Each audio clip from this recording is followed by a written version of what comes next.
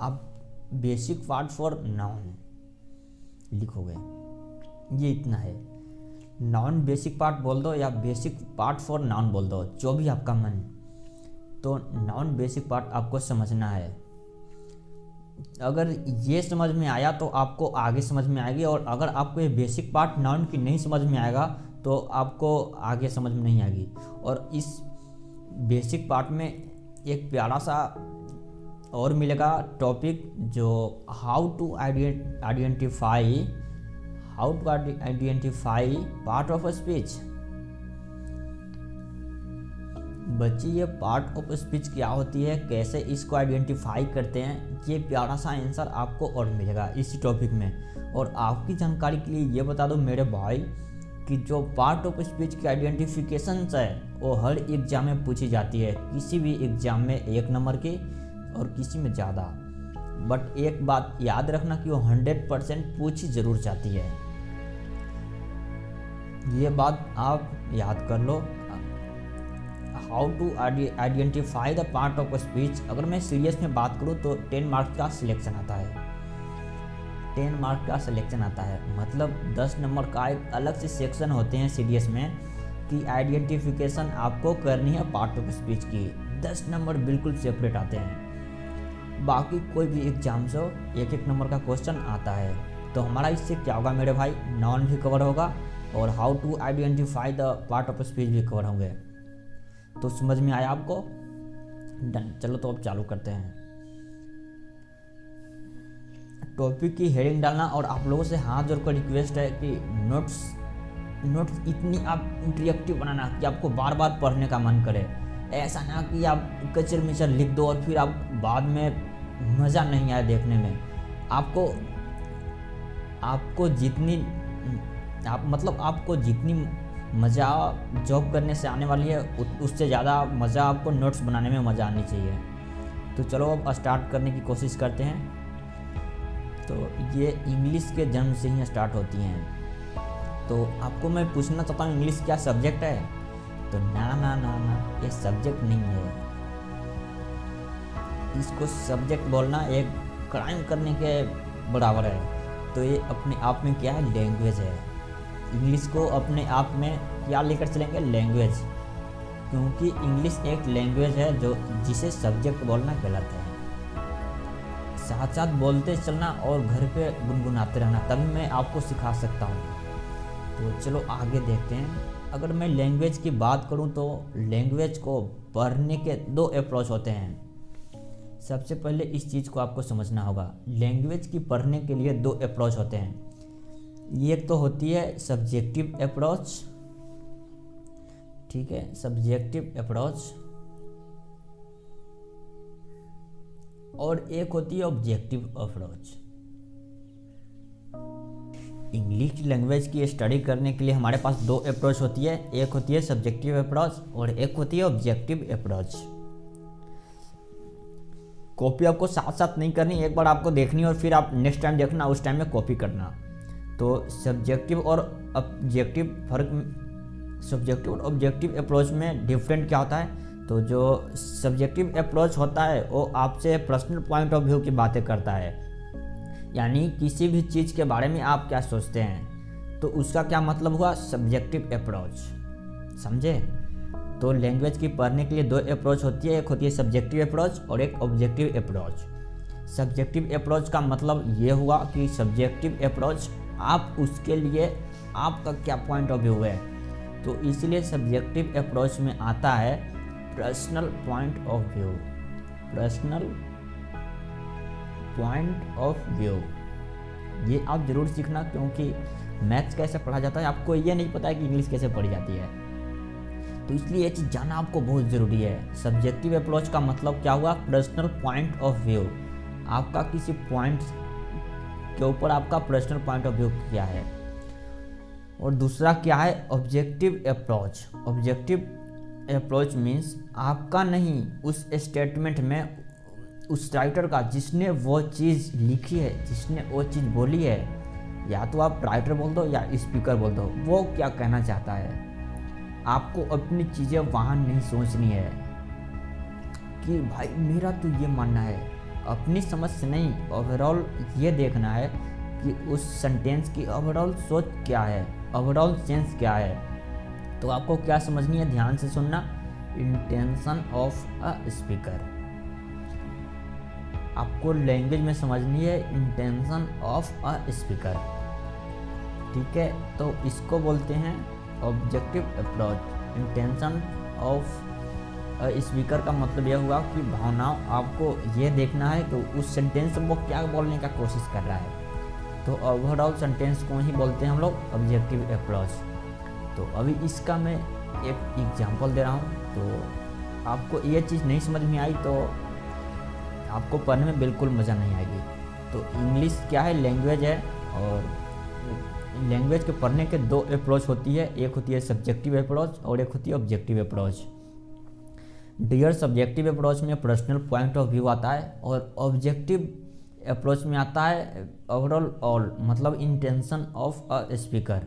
Speaker या writer भी आप कह सकते हैं कि लिखने वाला या बोलने वाला क्या भाव दे रहा है, ओवरऑल वो सेंस क्या दे रही है, ओवरऑल उसकी क्या सेंस है। ये नहीं कि मुझे तो ऐसा लग रहा है, अरे ऐसा हुआ होगा, ऐसा कभी नहीं सोचना है। और मैं एक एग्जांपल देता हूँ आप लोगों के लिए जो आपको क्लियर हो जाएगी। तो देखो जी, ये सब्जेक्टिव और ऑब्जेक्टिव अप्रोच को मैं समझाता हूँ। बच्चे इंग्लिश पढ़ते समय क्या गलती करता है। तो आपको मैं एक क्वेश्चन पूछ रहा हूँ, वेट। ये जो वेट वर्ब है इसके बारे में आपने सुना है? तो वेट तो यार सारे लोग सुना है। तो जब आप वेट फॉर बोलते हो वर्सेज, मतलब आज हम लोग लड़ाई करवाते हैं, मतलब wait for versus wait on, क्या आप ये दोनों में मतलब बता सकते हो? वेट फॉर और वेट ऑन का फ़र्क क्या होता है? किसी का देखभाल करना, किसी भी इंसान की देखभाल करना, और वेट फॉर होता है इंतज़ार करना। वेट फॉर होता है किसी का इंतज़ार करना, और वेट ऑन होता है तो किसी की देखभाल करना, टेक केयर करना। दोनों बातों का मतलब सेम है या बिल्कुल डिफरेंट है? तो दोनों बातों का मतलब बिल्कुल डिफरेंट है, मतलब ये दोनों मेल ही नहीं खाता है। वेट ऑन का मतलब टेक केयर करना, और वेट फॉर का मतलब होता है इंतज़ार करना। तो आपको ये अभी लिखना नहीं है, आपको फिर अगेन देखना है, फिर आपको लिखना है। तो सपोज करना आपको एक एग्जामिनर ने एक प्यारा सा फिलअप बनाया, और ये एग्जाम्पल आपको ऑब्जेक्टिव अप्रोच को कंप्लीट करके देगा। मैंने बोला she should wait dash her ill husband. She should wait dash her ill husband. तो चलो गाइज, यहाँ पे आपको बतानी है कि यहाँ क्या आना चाहिए, यहाँ क्या आना चाहिए। मैंने आपके पास दो ऑप्शन दे रखा हूँ, जो वेट फॉर है और एक वेट ऑन है। तो आपको दोनों में से, ऑप्शन में से आपको क्या यहाँ लिखनी है, आपको बतानी है। तो आप कमेंट्स में क्वेश्चन नंबर 1 है, उसका 1 का स्पेस देकर आप लिखना ऑन या फॉर। थोड़ी देर सोच लो, मैं सोचने का टाइम देता हूँ आप लोगों को। कमेंट में ज़रूर आनी चाहिए क्या होगा, कोई भी विदाउट कमेंट का नहीं रहेगा, कुछ भी बताओगे, वेट ऑन या वेट फॉर। यार तो वेट ऑन, तो बीमार हस्बैंड का टेक केयर करनी चाहिए या इंतज़ार करना चाहिए? तो बीमार पति का क्या सेंस करना चाहिए कि इंतज़ार करना चाहिए क्या टपकने का? नहीं नहीं नहीं नहीं नहीं, यहाँ पे बीमार हस्बैंड का टेक केयर करना चाहिए, यानी कि यहाँ आएगा वेट ऑन। भाई इंतज़ार क्यों करोगे, यहाँ पे वेट ऑन आएगी, वेट फॉर नहीं आएगी, यहाँ पे वेट ऑन आएगी। Okay bro. तो आपको इस सेंटेंस से ये निकलती है निष्कर्ष कि सेंटेंस से कहाँ निकला है कि वो क्लिनिक में उसका जो हस्बैंड है वो क्लिनिक में है और वो बाहर वेट कर रही है कार में बैठकर, ऐसा कुछ नहीं लिखा है ना, तो अपने आप से कुछ भी लॉजिक नहीं निकालना है। इसमें आपको पर्सनल पॉइंट ऑफ व्यू नहीं चलेगी, यानी पर्सनल पॉइंट ऑफ व्यू मतलब सब्जेक्टिव अप्रोच, तो आपको सब्जेक्टिव अप्रोच नहीं लेकर चलना है। जो इस सेंटेंस में अपना इंटेंशन बताना चाह रहा था वो तो आपने नहीं देखा, इसलिए ये गलत है। इसलिए आपको दिमाग में बस एक ही चीज़ बैठानी चाहिए कि कभी आपको अपना पर्सनल पॉइंट ऑफ व्यू नहीं चलेगी। जब कभी भी आप कॉम्पिटिटिव एग्जाम्स की बात करोगे तो आपको पर्सनल पॉइंट ऑफ व्यू लेकर नहीं चलना है, आपको इंटेंशन ऑफ स्पीकर लेकर चलना है, यानी ऑब्जेक्टिव अप्रोच। तो ये था हमारा टॉपिक था नाउन। तो इसमें इंग्लिश एक लैंग्वेज है और लैंग्वेज को हम लोग सब्जेक्टिव अप्रोच और ऑब्जेक्टिव अप्रोच लेकर चलते हैं। तो सब्जेक्टिव अप्रोच हो गई पर्सनल पॉइंट ऑफ व्यू और ऑब्जेक्टिव अप्रोच हो गई पर्सनल इंटेंट ऑफ स्पीकर। तो आपको दोबारा लिखना है, इंग्लिश है लैंग्वेज और लैंग्वेज की पढ़ने की दो अप्रोच है, सब्जेक्टिव और ऑब्जेक्टिव, जो आपको अभी मैंने बात कर ली। और आ जाओ अब मैं बताता हूँ कि ये लैंग्वेज पैदा कैसे हुई। तो ये जो लैंग्वेज है वो जन्मदाता है तो साउंड्स की, तो लैंग्वेज की जन्मदाता है वो साउंड्स है। तो जो भी आप अलग अलग साउंड बोलते हो साउंड प्रोड्यूस होती है, तो ये अपने आप में तो साउंड्स तो है, ये अपने आप में तो साउंड्स ही तो है। अगर मैं लिखता हूँ बी, ये भी तो अपने आप में साउंड्स ही तो है। और अगर मैं लिखता हूँ सी, तो ये भी अपने आप में तो साउंड्स ही है। तो इसका मतलब ये है कि पहले साउंड्स आई, फिर साउंड्स को रिटर्न फॉर्मेशन दी गई। यानी साउंड्स को जब आप रिटर्न फॉर्मेशन देते हो तो याद रखना उन्हें ही लेटर्स बोला जाता है। जब आप साउंड्स को रिटर्न फॉर्मेशन देते हैं तो उन्हीं को लेटर्स बोल दिया जाता है। तो गाइस देखो यहाँ क्लियर हो जाना चाहिए कि इंग्लिश है लैंग्वेज और लैंग्वेज की जन्मदाता है साउंड्स और साउंड्स लेटर्स से मिलकर बने होते हैं। तो साउंड्स की बात करें तो ये है 44, यानी इंग्लिश लैंग्वेज में 44 साउंड्स होती है। आप लिख लो नहीं, अपने माइंड में लिख लो, कॉपी में अभी मत लिखना। इंग्लिश लैंग्वेज में 44 साउंड्स होते हैं। तो सर ये 26 क्या होते हैं? तो अरे ये 26 लेटर्स होते हैं। यानी आप बच्चे से पढ़ते आ रहे हो 26, तो जो 26 होते हैं वो लेटर्स होते हैं, मतलब A to Z। तो आप लोग बोलोगे साउंड से ज़्यादा लेटर है कम। तो जब आप किसी भी साउंड्स को यूज करते हैं तो कई बार क्या कर लिया जाता है, उन चीज़ों को समझने के लिए आपको साउंड्स के टाइप को समझना होगा। तो चलो आ जाओ, आप जब कॉपी करोगे तो आपको सेम ऐसे ही करना है और फिर आपको नीचे लिखनी है साउंड्स। तो साउंड्स की बात करें तो ये 44 होती है साउंड्स। तो डियर जो साउंड्स होती है वो 44 होती है और उनके अपने आप में टाइप्स होती है। तो साउंड्स की क्या टाइप होती है, तो मैं आपको साउंड्स का टाइप अभी बताने वाला हूँ। साउंड्स की टाइप होती है, तो जब आप कोई साउंड प्रोड्यूस करते हैं, जब आप कोई भी साउंड प्रोड्यूस करते हैं तो आप चेक करना आपके लिप्स यूज होते हैं, आपके टीथ यूज होते हैं, आपके टंग यूज होते हैं और आपका टीथ यूज होते हैं और हमारी गला, यानी गला को वोकल कॉर्ड बोलते हैं। तो ये जो गला है इसको हम वोकल कॉर्ड बोलते हैं, हमारी वोकल कॉर्ड इस्तेमाल होती है, आप सबको पता है ये बात। तो सपोज करो कि आप बोल रहे हो फक, अरे सर माना नहीं है, आप फक। अगर सपोज करो 2 सेकंड्स के लिए कि मैं तुमसे तुम्हारा लिप्स छीन लूँगा, लिप्स साइड में कर दिए, और अगर विदाउट लिप्स क्या बोलना होगा, फक। नहीं बोल पाओगे। अगर मैं आपके सामने के, अगर मैं आपसे बोलूं कि आपको दांत का यूज़ नहीं करना है तो फिर आप क्लियर बोल पाओगे? नहीं बोल पाओगे ना। तो वही चीज़ यहाँ पे है। तो साउंड प्रोड्यूस करने के लिए अलग अलग हमारे बॉडी पार्ट्स का इस्तेमाल किया जाता है और वही चीज़ें आपको यहाँ समझनी है। तो वो चीज़ क्या हुई, ज़रा चीज़ों को रिमेम्बर करने की कोशिश करना। जब हम साउंड प्रोड्यूस करने की कोशिश करते हैं तो हमारा वोकल कॉर्ड सबसे ज़्यादा इस्तेमाल होती है।